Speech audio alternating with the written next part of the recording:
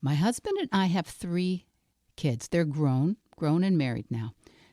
But they started out as babies, and they were born pretty close together. My 3rd child was born September 1st, while my first child was still 3, and she wouldn't turn 4 until November 19th. Birthday coming up, Soph. Anyway, when my first child was born, I found it just about impossible to grocery shop with her. And I would do whatever I could to avoid it, to hand off the shopping to my husband or make sure he could stay with the baby while I went to the store. And then our second child was born about 17 months later. And I found that by then I could easily shop with 1 child in the cart, no problem. But two was impossible. And so when child number 3 came along, well, maybe you can guess where this is going. 2 kids in the cart? Bring it on. All 3? No, please God, no, not all 3. Until, with enough practice, my self-concept caught up. My self-concept caught up with what I had created. And this is a cycle of growth that we all experience in a variety of scenarios, no matter what the goal.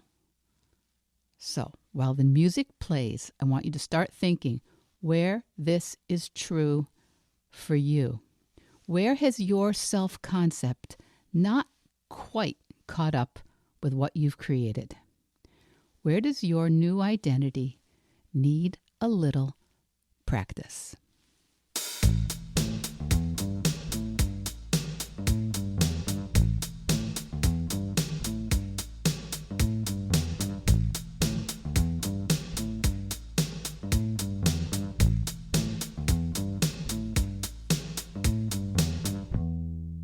Hello, Vedge Heads, Veg Your Besties. Welcome back to Veg Your Best, the plant-based podcast. My name is Michele Olander. I'm a certified life coach, a practicing vegan, and I'm here every week encouraging you to eat more plants and challenge yourself to set an impossible goal, one that really gets you excited about your life. And here we are. Episode 63. That seems like a lot to me. Episode 63. And the title, well, how do you get to Carnegie Hall? Practice, practice, practice. Do you know that very old joke? How do you get to Carnegie Hall? So a young man is visiting New York City. He asks a passerby in Manhattan how to get to Carnegie Hall, the historic concert hall. And instead of directions, instead of streets and turns and blocks to be traversed, the New Yorker just answers, practice, practice, practice. Okay, that's a joke. That's a joke from the middle of the last century. But it's an introduction to today's episode because we are, all of us, often too fixated on the roadmap, the directions, the plan, the food list, the menu, the macros, the workout, the calendar, and not always focused enough on supporting the plan by becoming the person who gets there, becoming the virtuoso, the next level performer. And the only way we become that performer is bit by bit, day by day, through practice. Now, I identify here every week as a vegan life coach. And of course, that means I coach people and help them limit and eliminate the consumption of animal products. But as a vegan life coach, I also coach vegans and those who are moving in that direction on a variety of goals and challenges and projects.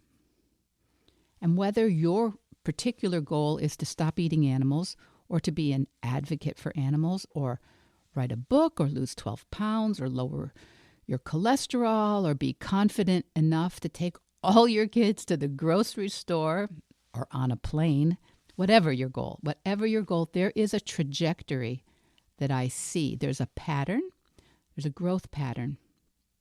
The way you are now, the things you do now, your comfort level currently is tied to your current self-concept, your current identity. Your belief in who you are, your belief in what you can handle, and if you're embarking on something and it seems really uncomfortable or impossible or anxiety-producing, it's probably just because your self-concept, your belief in yourself isn't quite there yet. And it needs practice. And I know you've all experienced this in one part of your life or another. Maybe it was learning to drive or learning a sport. Someone was recently talking about correcting a golf swing that felt super awkward until he gave it time and practice. Now, I don't golf, but I've been told that's a thing, correcting a golf swing. Or one of my first big challenges was being a mom of 3 littles in pretty short order. You can create a situation from one place that ends up feeling really impossible, really overwhelming. Like, I don't know, maybe I can't do this. Maybe all the other mothers on planet Earth can get their kids in and out of car seats, take their kids to the grocery store, and come home with something that resembles Staples cleaning supplies and dinner without hyperventilating or sobbing or yelling or judging themselves because they're so lucky to have healthy kids and a car and money for food. Oh my God, I'm the worst, right? I've had more than one of those days. What I didn't fully understand then is that I had created my life to a new level. As a mom, I had stretched myself, but that my self-concept, my identity, had not evolved enough. I hadn't practiced it enough to catch up quite yet. And if I had known then what I know now, well, I probably still would have been rattled or upset. I would have been overwhelmed and tired plenty of times. But I would have mostly dropped the self-recriminations and the sleepless nights wondering if I was actually, objectively the worst mother in the world. And I might have lessened the amount of overcompensation to try and learn something that would let me believe that I was adequate as a mother. I perhaps could have just experienced the discomfort of being a new mom, being awkward, being inexperienced, not knowing exactly what a competent mother looked like. I could have just felt that and not gone into all the self-judgment. So whatever new goal or challenge you have, whatever you're taking on this cycle shows up. So you create something, and you're probably kind of excited about it, right? You're kind of into it. You probably think it's a good idea, otherwise you wouldn't have tried it or started. And you do that thing, and if it's a worthy goal, if it's a stretching goal, a life-enhancing goal, you will probably, in fairly short order, find yourself thinking, oh no, this is not going to work. I can't. This is definitely not possible. Not now. Not with my brain. Not with my spouse. Not with my family. Not with my job. Not this time of year. Oh my God, this is a mistake. And if you're like me, bonus points for thinking, oh my God, I always do this. What was I thinking? I'm so undisciplined. They always said I was lazy. That's my particular spin on self-recrimination. And if there's no one there, if there's no one nearby who loves you to remind you that this is 100% normal and you just need to keep showing up and practicing, that it's natural and to be expected, if there's no one there to remind you that, you may start feeling experiencing a lot of discomfort.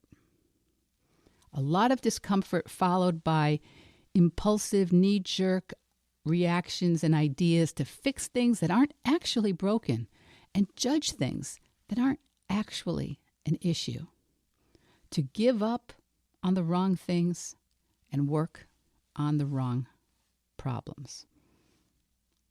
So first of all, as an aside, if you find yourself tempted to think, I suck, I'm doing this wrong, I shouldn't even have started, this isn't the right time, I'm hopeless, I knew it was a mistake, wait till everyone finds out, etc., etc. If you find yourself there, I'm encouraging you to smile through the tears and practice believing that this is all actually a good sign. Really. Just a bit of growing discomfort, some growing pains. Because I think maybe armed with this concept, you'll be able to maybe rename or redefine the discomfort that you are feeling as you step into your next self. Rename it, like, so when you've been working out with a couple of dumbbells, you've got some sore muscles. Or when you run for the first time in quite a while, maybe you've got shin splints. It's just the pain, the discomfort that indicates that you're doing more, getting stronger, trying different things.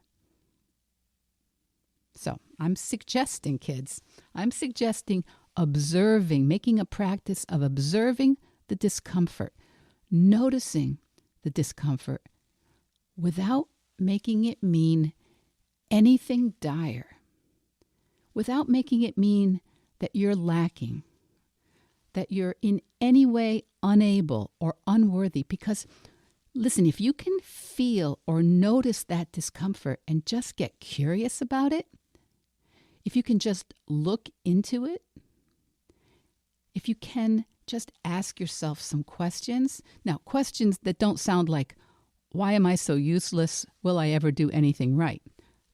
Believe me, I'm not immune to asking myself those questions, but we want to reorient ourselves when we're in that stage. Curious questions are like, what is it I think I'm missing right now? What would help right now? What is it I'm actually trying to do here? What's making this feel so hard right now? So when you have this level of discomfort and concern and doubt, good questions can help you learn, can help you access really important information that you actually have. You really do know, because that's what those negative feelings are there for. They aren't there as evidence that something's wrong with you. They're not. They're evidence that your self-concept, your identity, who you know yourself to be, who you've practiced being, just hasn't quite caught up with what you've created. I get to see this all the time now in my clients, and not just myself in my N of 1, acknowledging, gently interrogating the discomfort that comes up. This can really help you come up with excellent information, excellent choices, excellent strategies that you'll be able to use as you're growing and changing and stretching. So whether that challenge is moving towards a plant-based or vegan practice, or whether it's growing your business or getting an academic degree or creating a work of art, any goal, any worthy goal is going to bring some stuff up for us, right? Because when we create a goal, when we take on a challenge, we have an idea, right? We have an idea that we're going to do something, start something, build something, try something. That's the create part, the action, the new goal. We're going to create a new way for the first time from scratch. So maybe you've been eating meat, eggs, dairy, fish for a lifetime. And you are now, right here, right now, thinking that you've got a reason you like to stop or to significantly reduce that consumption. So you, right here, right now, think of some things you can do, some actions you can take to create that. Maybe it's a 5-day vegan challenge or a 30-day vegan challenge. Maybe it's meatless Mondays or limiting eggs to the weekend or eating plant-based until dinner. Any of a number of plans to limit or eliminate the consumption of animal products. The you here now who is perhaps an omnivore or a flexitarian, the you here has an idea, a plan, and you are challenging.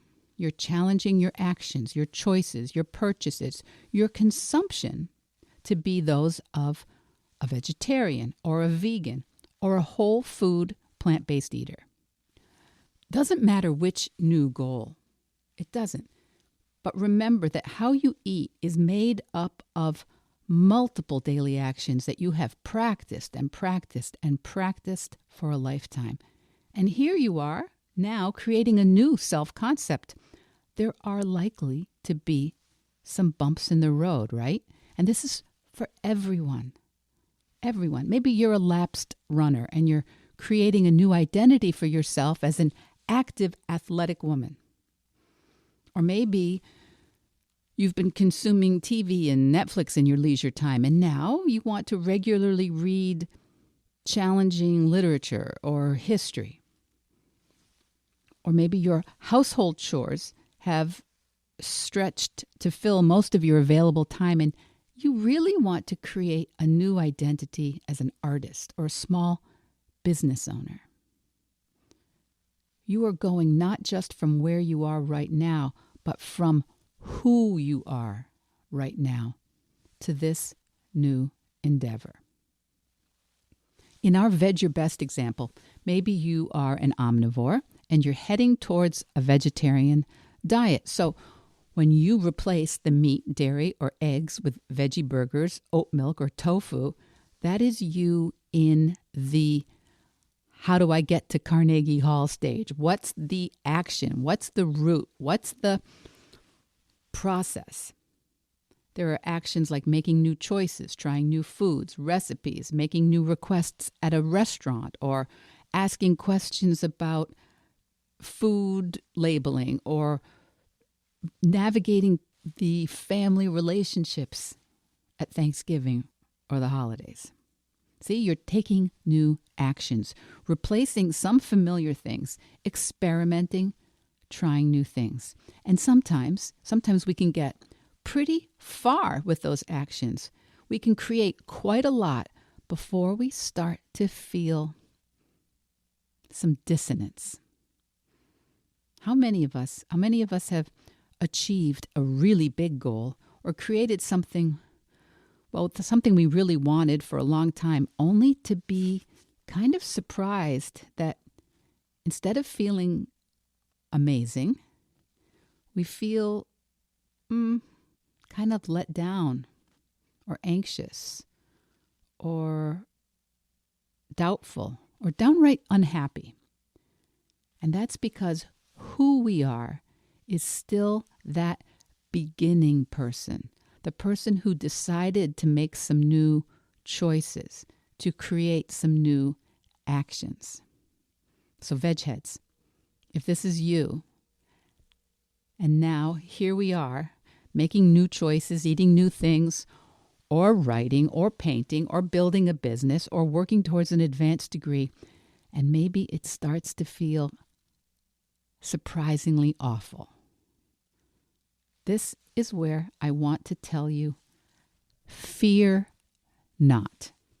Fear not, because our actions are still being taken by someone who's not that new person yet.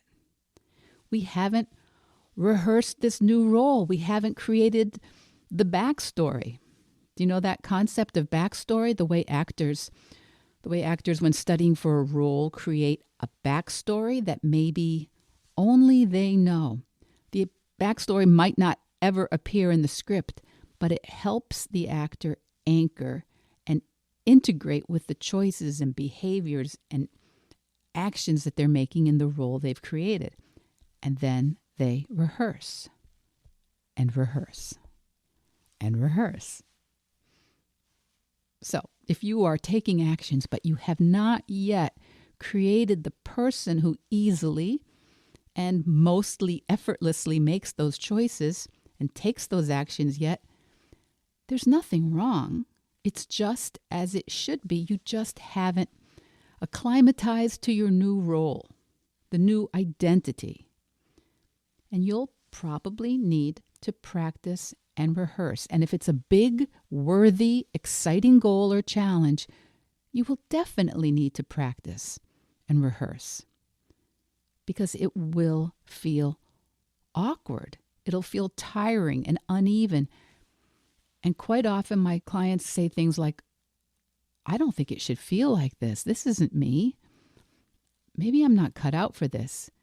Maybe I'm too lazy. Maybe I'm too undisciplined. Maybe it's the wrong time. Maybe I need more support than this. No one's on board with me. Listen, I remember so clearly feeling all of this in spades when I went to grad school. I went to get my master's around age 50.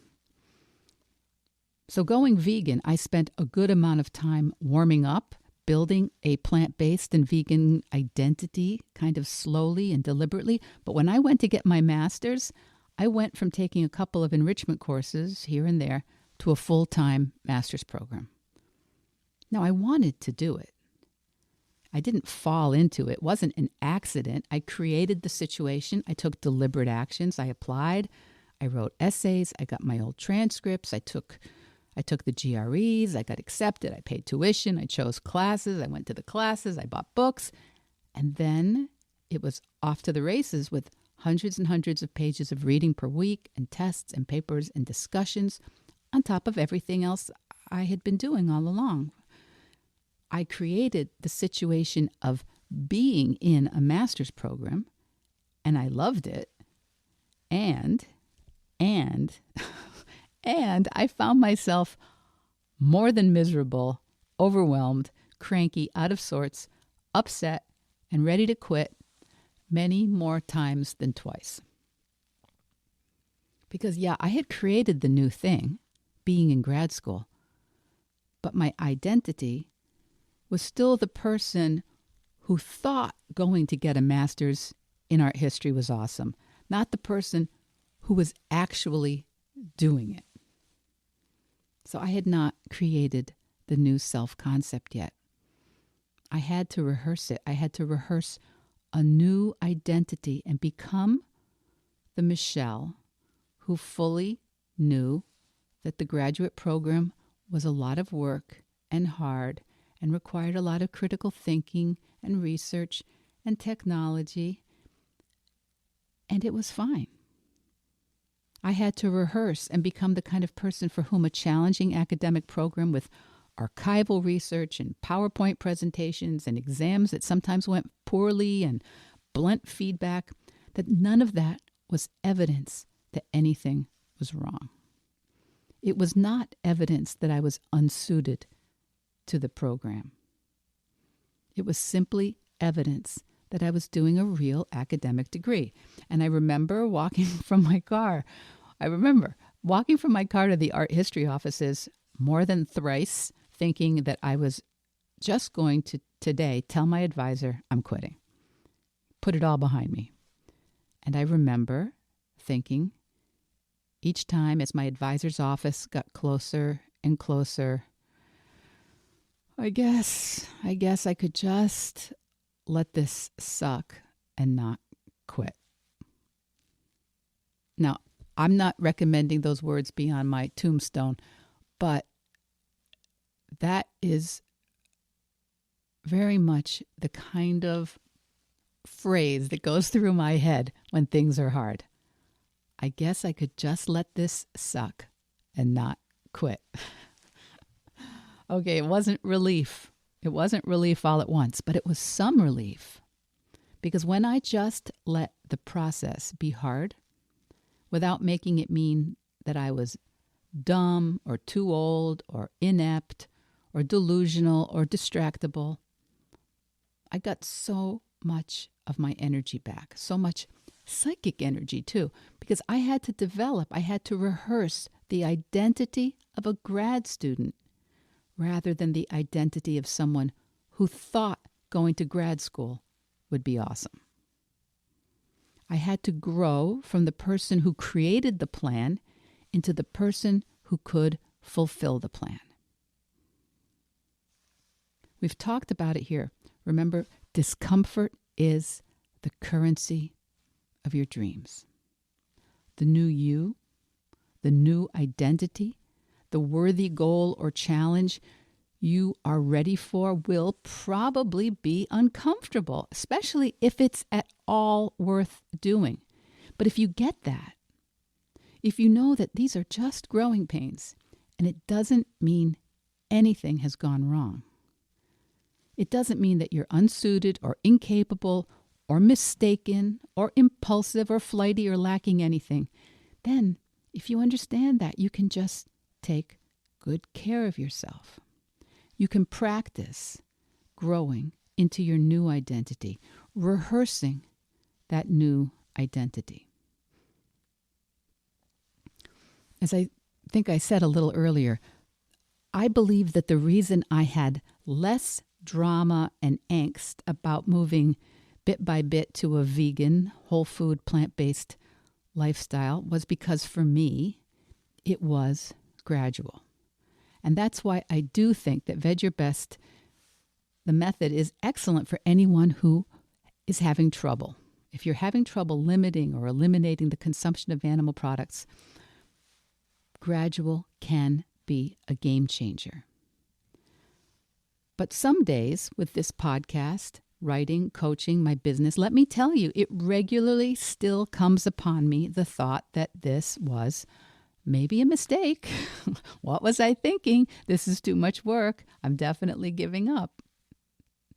And now when I have that litany of woeful thoughts, it actually, honestly makes me smile. I get a kick out of it because I know it's just my brain having a little tantrum, a little dissonance between who I am right now and who I'm becoming.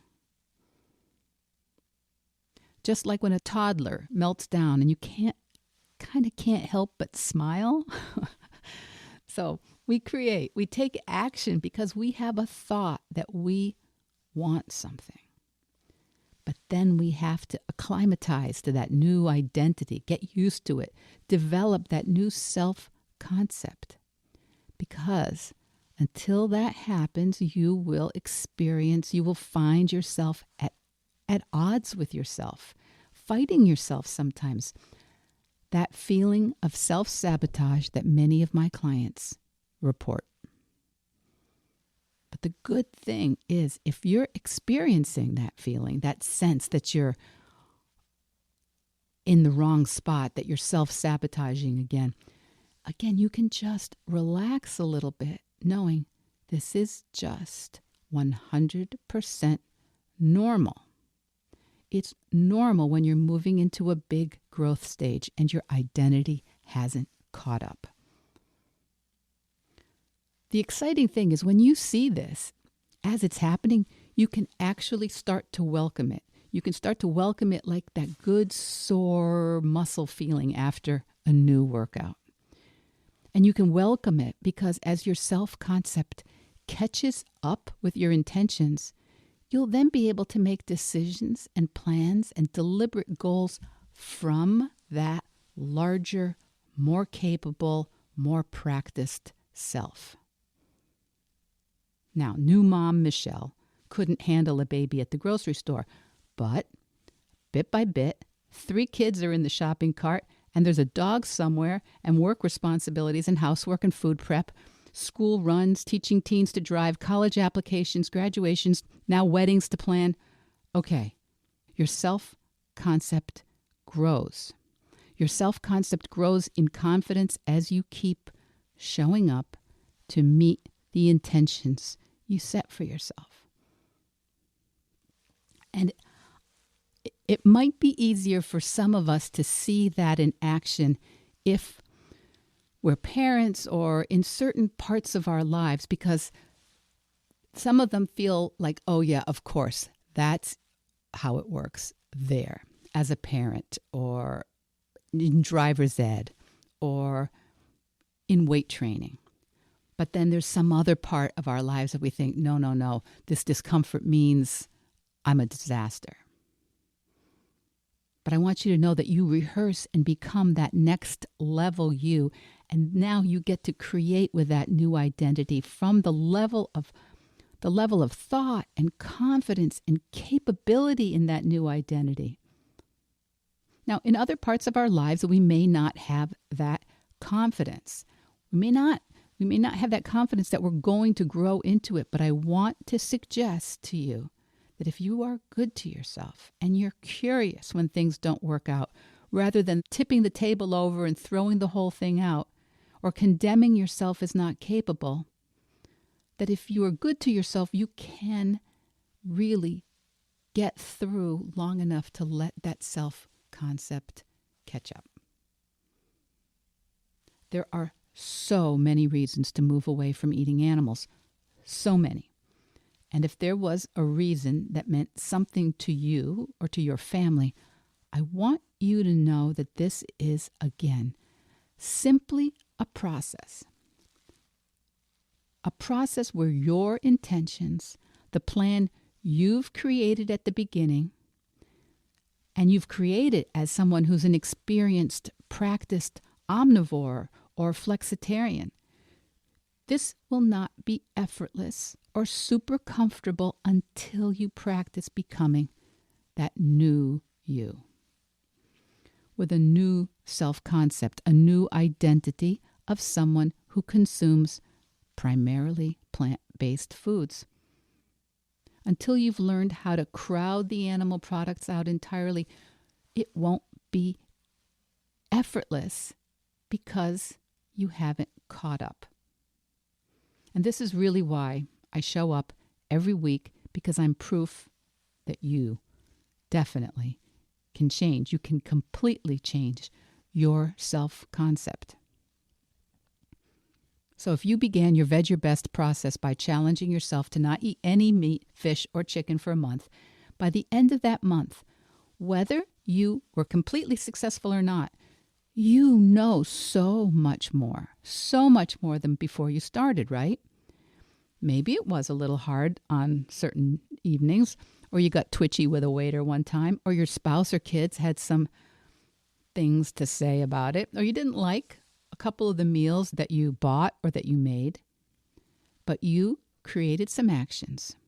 You began some scenarios. You started with some intentions, and maybe you experienced some discomfort, some stretching, some growing pains. And those growing pains will, if you don't quit, and if you don't turn on yourself, and if you don't make it mean that moving away from animal products isn't for you, it will allow you to acclimatize, to grow, to breathe freely in the new situations, to grow into your next self-concept. So with the method I teach, you create the situation that allows you to rehearse and grow into that identity, that new you who can pretty easily handle all these new things. And then that new you gets to create. That new you gets to make some intentions, create from a new space, from that expanded self-concept. It's just like when you start jogging a little, lifting some weights, bit by bit, the new you can do more. And honestly, the discomfort just becomes plain old discomfort, not nagging self-doubt. It's just the discomfort that means you're alive with muscles and bones and ligaments and ideas. It means you can still grow. It means you can still adapt and blow your own mind. And this whole process accelerates because now you are multiplying what you're capable of.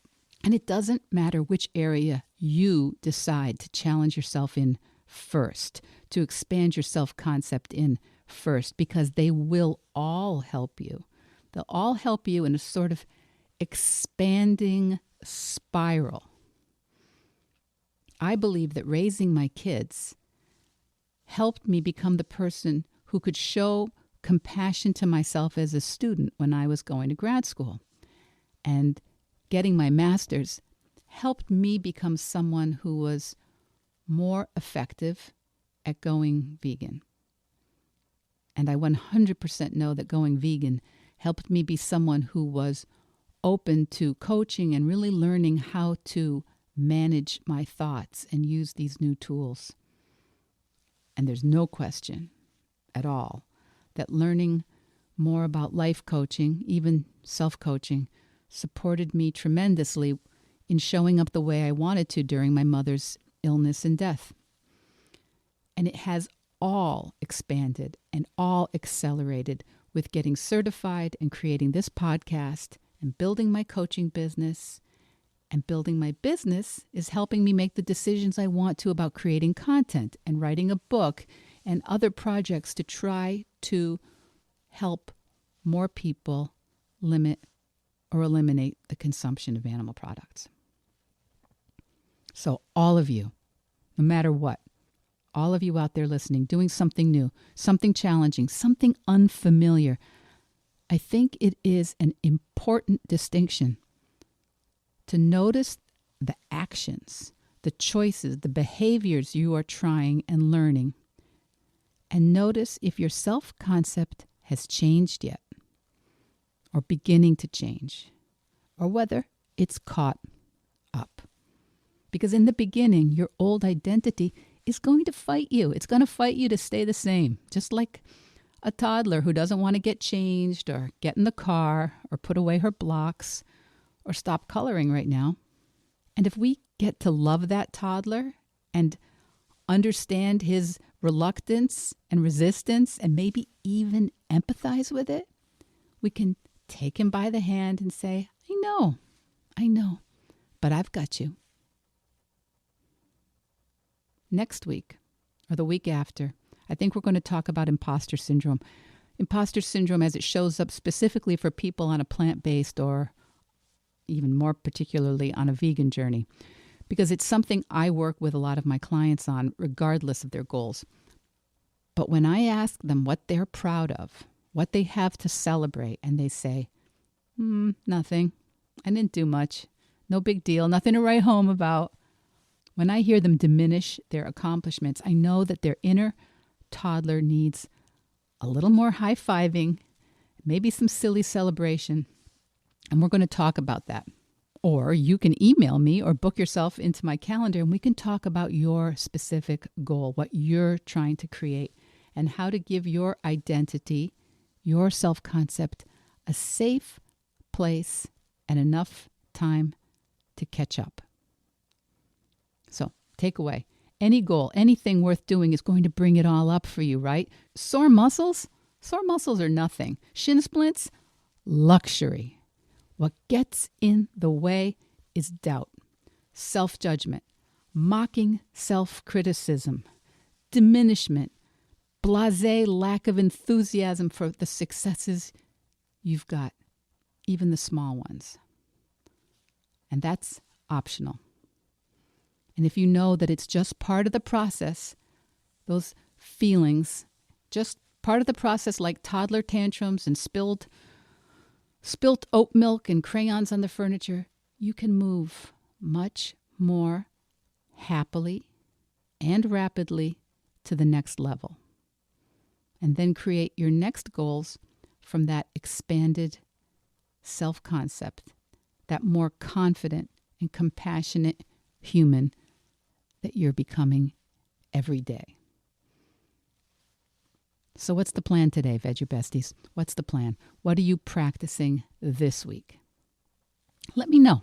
Email, Instagram. I want to hear from you. I want to hear so I can make sure that these weekly podcasts are tackling some of the things that are coming up for you. Because I know you can do it. I do it, and I see it, and it just takes practice, practice, practice. Veg Your Best podcast production, music, and editing by Charlie Weinshank. Thanks, Charlie. Before you go, it would mean so much to me and the Veg Your Best team if you would hit subscribe, leave us a 5-star review, or share with someone you think might be interested. Something about algorithms, it helps bump us up a little in the rankings, and that's the best way to help others find the podcast and for us to find our audience. So, until next week, make it easy and veg your best.